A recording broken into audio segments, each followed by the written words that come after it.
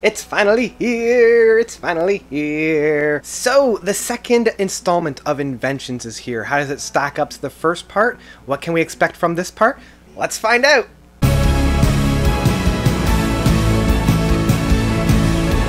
Curiosity by Inventions. So Inventions is Christian Brune's current brainchild.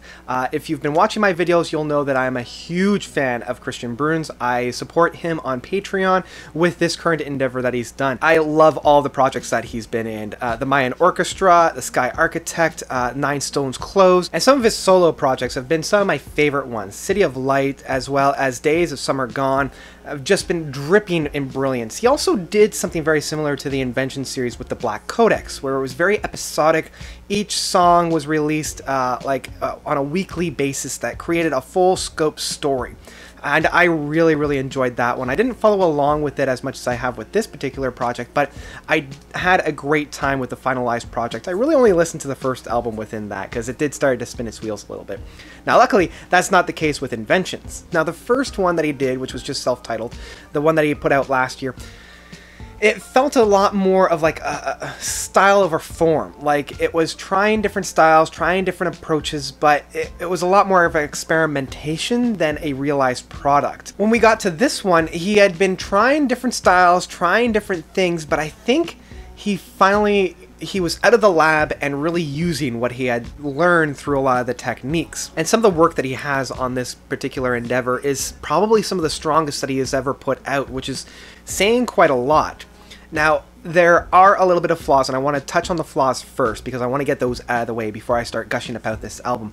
First up, a lot of the rhythm sections on this album are very repetitive in being very similar. Curiosity and Kites and Darts are essentially like the same track, at least within the rhythm section. They both have that same kind of styling of like a very symmetrical rhythm section, where it will be like snare, bass, bass, snare, snare, bass, something along those lines. And a lot of these songs also kind of feel very similar. Like there's a point where the similarities unify the album, but then there's also where the similarities are just retreading of what we've already heard, and so there's a little bit of a mishmash entity in that sense. I mean, overall, I love this album, as I do with most of Christian's work. Some of these songs on this are just dripping with joy. The Grand Design being one of them, the Primrose Steps being like the infinite staircase going up, and I love how each song has some kind of an audio illusion around that. Like Primrose Steps is the infinite staircase going up, so